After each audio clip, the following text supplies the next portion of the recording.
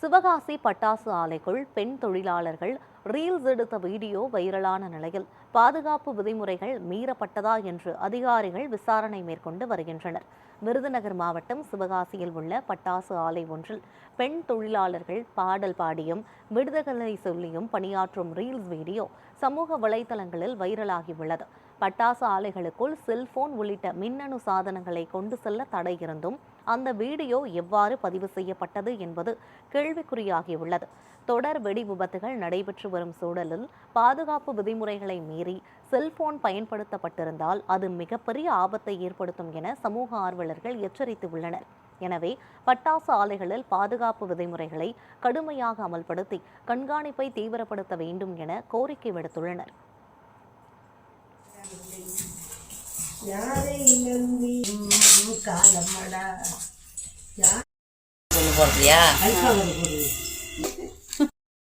இன்னொரு விடுகதை சொல்லுங்க.